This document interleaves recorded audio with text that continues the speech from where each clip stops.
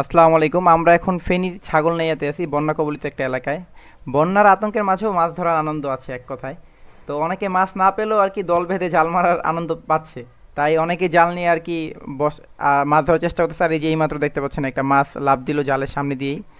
তো আসলে বন্যা কবলিত এলাকায় এসে আর কি মাছ ধরার যে একটা ধুম সেটাও দেখতে পেলাম।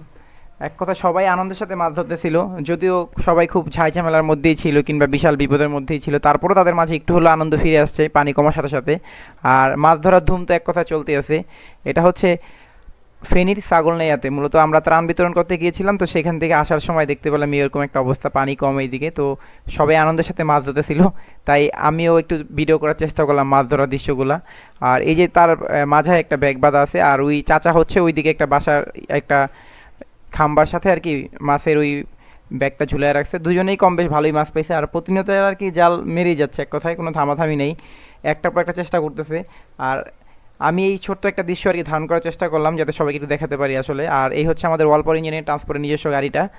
আর এইখানে হচ্ছে যে কিছু মাদ্রাসার জন্য কিছু ত্রাণ ছিল সেগুলো আর কি দেওয়ার জন্য মূলত আসা এই ভিতরে।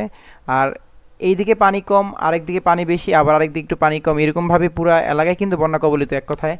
আর ক্ষয়ক্ষতির পরিমাণ হিসাব করতে গেলে এক কথায় আর কি যার যা ছিল সবই শেষ হয়ে গেছে এক কথায়। যাদের চাল ডাল, কারো মুদি দোকান, কারো মুরগির ফার্ম, এক কথায় সবগুলো শেষ আর কি। মুরগি শত শত মুরগি আর কি মরে ভেসে আছে পানিতে এক কথায়। আর কি এত বাজে একটা অবস্থা আর কি, পানি খাওয়ারও ব্যবস্থা নেই, এত দুর্গন্ধ পানি ওইদিকে। আর কল বলেন সব কিছু বলেন সব তো ডুবেই গেছে, ওইদিকে আর পানি খাওয়ার ব্যবস্থা নেই, তো এইদিকে পানির প্রচুর পরিমাণ অভাব ছিল। তো সবাই কম বেশ আল্লাহর রহমতে এখন ভালো আছে পানি কমে যাওয়াতে। আর এই ছোট্ট একটা দৃশ্য ধারণ করা হচ্ছে তাদের মাঝে যে একটা আনন্দ ফিরে আসছে পানি কমার সাথে সাথে, এটা দেখার জন্য আর কি মূলত। তো সবাই ধৈর্য সহকারে ভিডিও দেখতে থাকুন শেষ পর্যন্ত। আল্লাহ হাফেজ, আসসালামু আলাইকুম।